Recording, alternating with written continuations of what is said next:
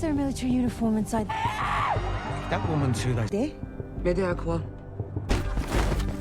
Run! Planifié d'ici 7 à 10 jours. Max Peterson. Welcome story of a NATO ally with only... Explain to me. Find out why.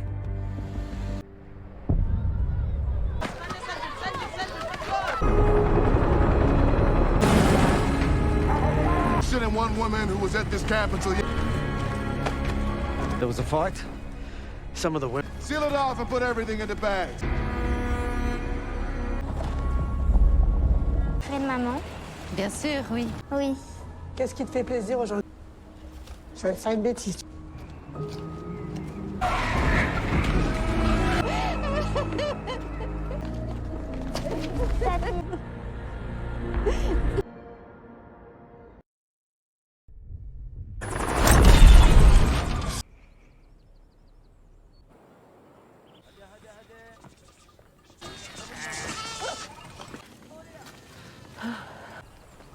I can't believe you. Really very simple. Okay. Give it to me. Let go, let go, let go. Show me your wound. Ça évite les routes à cible et decoy. You know, when we get back on...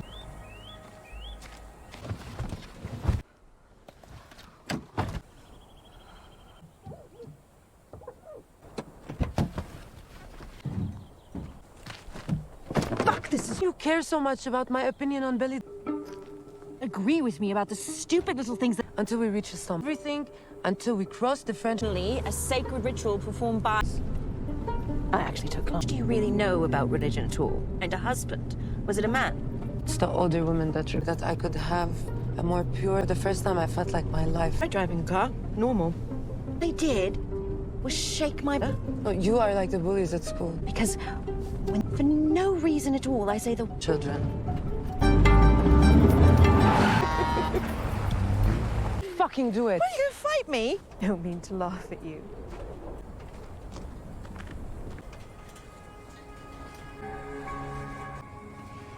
He's a doctor.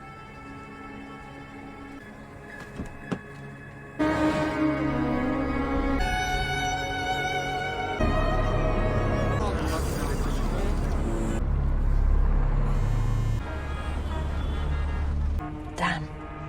Means I should...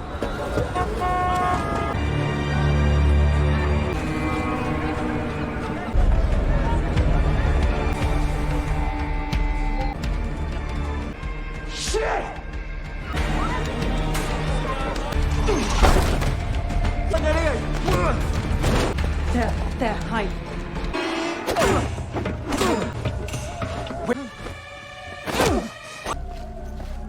Thank you.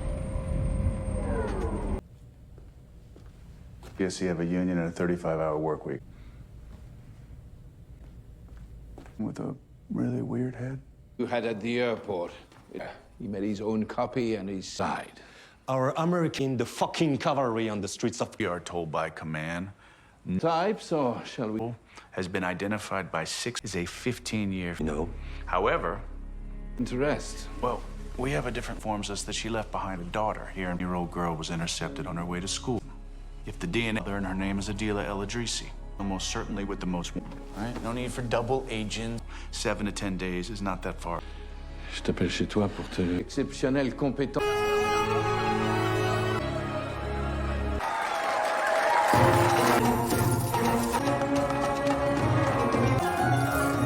Here to see Mr. Demir. Mr. Demir no longer takes... $1,000 US. Where the fuck did you get 10 documents? I want you to...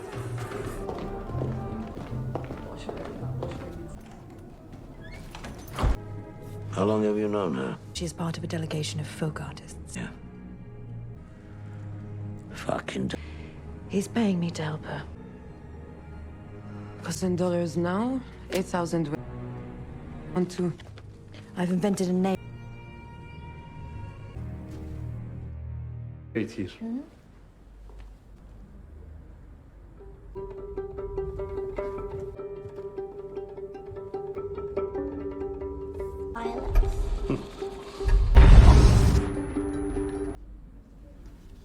have... My grandfather would read devils and One for each day of the week. Any person. we're gone forever.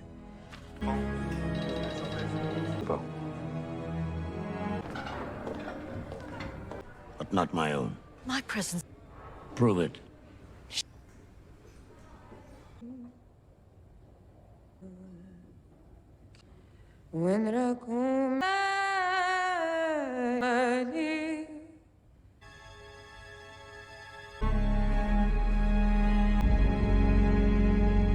Who the fuck closed the Galata Bridge? Not the DGSE, nor the DG, not the Gina Rakashis. You know that does. And I will prove it. So I can call my daughter and tell her.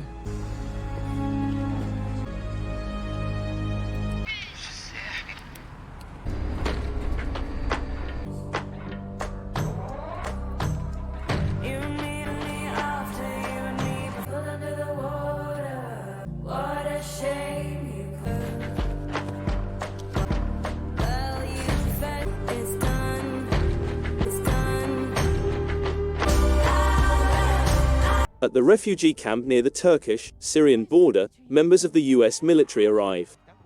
After hearing from Guy, Dan Wiley and Sandrina, Jonah Ribeiro that the lady they came to get, Adila El Idrisi, is no longer there, Johnson, Cobner Holbrook Smith, takes the lead in the hunt. In order to search for DNA, forensics shut off the tent where Adila was kept apart. Noor, Nadia Labayoun and her 10-year-old niece Yasmina, Kayla and Naila Bara choose a treat at a bakery in the Paris neighborhood of Aulnay-sous-Bois. Yasmina walks outside and is kidnapped as Noor finishes the deal. She is then put into the rear of Ansaf. Screaming for assistance, Noor chases after the automobile. It loses her when it rounds a bend. Panic overwhelms her, but as Yasmina rushes back to her, everything is okay. What did they do to her? Noor wonders. Yasmina claims, they pulled out some of my hair. Elizabeth Moss plays Imogen Salter, who spends her nights in her automobile while traveling through the central Turkish province in the Kütahya Mountains. Her dreams are visible to us. And now, my dear Violet, it's time to bid farewell to the land of Illyria, her father stated, shutting a 12th night by Shakespeare book. A blast of explosions. James Purefoy's Michael Althorpe and him playing chess. He says, silly girl, let's get started. Adila El Idrisi, Yumna Marwan is dozing off in the passenger seat when Imogen awakens. A missed call rattles on her phone. Villagers pass their automobile as it is herding goats. The noises also awaken Adila. Entering the DGSE surveillance room, where Imogen's blue dot is displayed on displays, is Malik Ammar, Dali Bensala. He learns from another agent, Andrea Dolente, that the dot has stayed away from security camera-equipped toll roads. She is obviously going to Istanbul and has abandoned the order to convey the target to Edip Koyu. The subject of belly dance has caused a fight between Imogen and Adila since both of them are obstinate. Adila is left alone in the car with Imogen's phone during a roadside toilet break. She inscribes the number into the windshield by wiping it with her breath. Adila leaves the house and hides it from Imogen's eyes just in time for it to vanish. They decide that until they pass the French border, Imogen is correct about everything they talk about. For the remainder of the journey, Adila will drive. Imogen questions Adila about how she traveled to Syria throughout the journey. She clarifies, the older women are the ones who enlist the girls. A clean existence with God, away from the pollution of the West, was provided to her. I felt like my life had purpose and meaning for the first time. Imogen calls Adila a murderer in jest. She urges Imogen to stop calling her a murderer, stating that she is not one. Imogen challenges her, saying, I'm right about everything until the French border. Returning to the subject of belly dancing, Imogen discloses that she had taken courses when she was expecting and describes how the dance was created to assist women in giving birth. Adila tells her, you said you didn't have children. She says, rather simply, I don't. Imogen attributes her mood on not having any smokes. They almost get into an accident attempting to pass a sluggish truck, so they pull over. Imogen sutures Adila by the car's bonnet when one of her stitches fell loose. She can see a phone number scrawled on the glass of the windshield now that it's become misty. Imogen replies, that's the number of a friend of mine who lives in Paris. He's a doctor. He gives me a call to check on me. At the very least, I hope he is in love with me because I think he could be. She adds she's free to ask to use her phone or even just get a pen and paper. Simply ask. Adilla's face seems doubtful, but Imogen appears earnest. Imogen's attitude shifts to one of mistrust as Adilla turns around. Imogen gets a call from the same number when she arrives in Istanbul. Once more, she dismisses it. When they get to the traffic halt on the bridge, police are checking automobiles as they go down the line. Imogen's phone flashes a text message, "Call me now." Imogen notes, "I think they're looking for someone in particular. It's getting old, should we go for a stroll?" They leave and go on foot. They steer clear of the cops as they pass by the people using the sidewalk. However, it quickly becomes apparent that two guys are pursuing them. After realizing she's being followed, Imogen throws her phone into a fish bucket full of water. Adilla and Imogen are pursued through the crowded lanes of the market. In an attempt to find him, Imogen pushes a cart in front of her to obstruct her way. Adilla is told to hide behind some storage boxes by Imogen as they dash up a spiral staircase above the stores. After grabbing a metal gas canister, she bolts to the top of another set of steps. The guy comes after her. He blocks Imogen's attempt to surprise assault him with the can.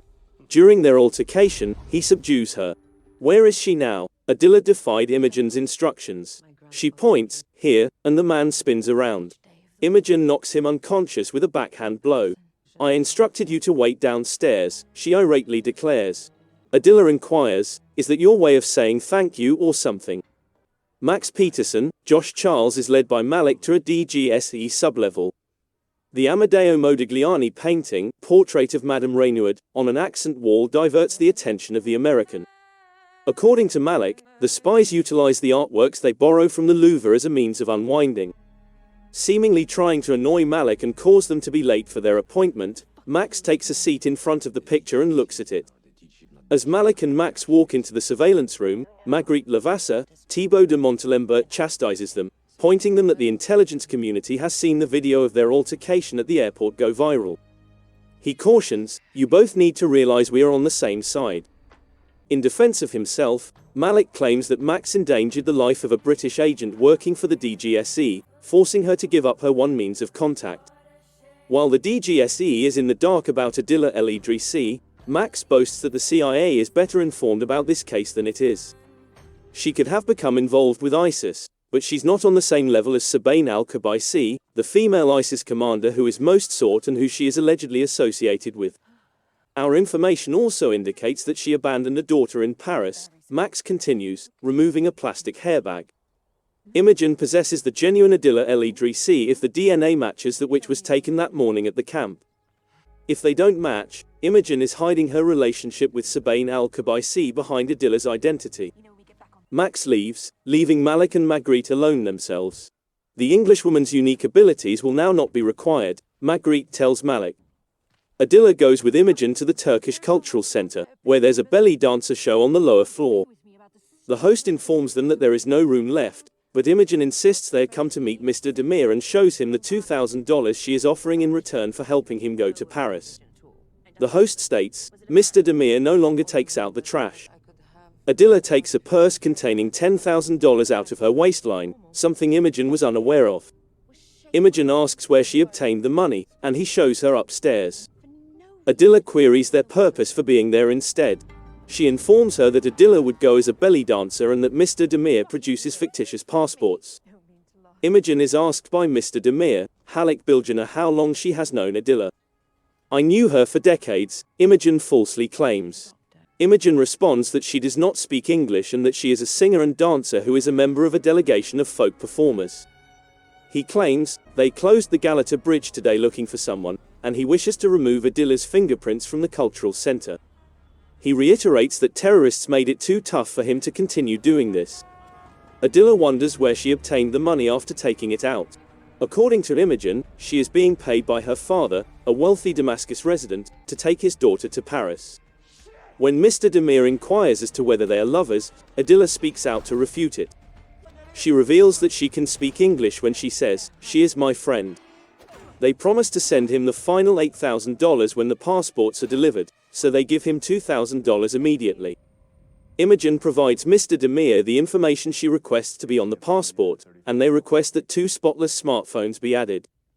He says to them, I'll let you know when it's ready. While she waits in Mr. Demir's library, Imogen looks through the bookshelves and decides to take a copy of Twelfth Night. She had a memory of reading it with her father when she was younger, Aaron Ainsworth, as she thumbs through the pages.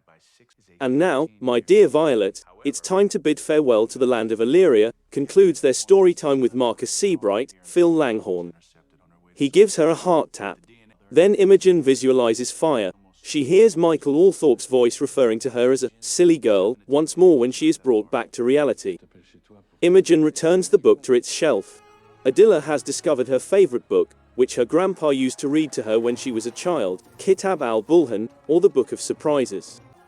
She displays a few of the drawings to Imogen. Adila continues, it's about shapeshifters, devils, and jinns. Imogen knows the legend that there are 7 jinn kings for every day of the week. Adila presents her with an image of Tuesday's Red King, the one she was most terrified of. My grandfather said the jinn were gone forever, but I still see him in my dreams, she reveals. Imogen and Adila are led back down to meet with Mr. Demir once the cultural center is vacant. He believes Imogen is inviting Adila to dance when she is traveling, which is inappropriate. He begs her to sing in case agents want to hear her demo tape since she refuses. She does, and it appears that Mr. Demir and Imogen are moved as well. Imogen and Adila take a bus to continue their trek. Imogen asks Malik, on her smartphone, who closed the bridge when they were at a rest area. She adds angrily, you promised me I'd be allowed to do my job. He informs her that the Americans are involved and that the lady she is with is actually Adila El-Idrisi, saying, there is no longer any need for you to do your job. She's a lost lady fleeing her home, and neither the Americans nor we are interested in her. Imogen is not convinced by him. She declares, the woman I am with is the ISIS commander we are looking for. I will prove that the woman I am with is the Jinn al-Raqqa. Adila is about to move near her when she hangs up. Imogen lets Adila know that now that they know her passport is valid, she may phone her daughter whenever she wants. It's just me and you from now on, Imogen continues. Gazing over her shoulder, Adila walks away to make a call. Imogen inserts the earphones, which are linked to Adila's mobile device. I swear, I will see you shortly. It's getting close now. Everything is resumable. Then Imogen hears a girl on the other end of the call telling her mom how much she misses her. Benjamin Hickel plays Hasid, a guy who visits the Cultural Center library. Looking over the shelves, he finds Kitab al-Bulhan. He discovers a folded piece of paper by the Red King of Tuesday while flipping through the pages. It appears to be a map. He pockets it and walks away.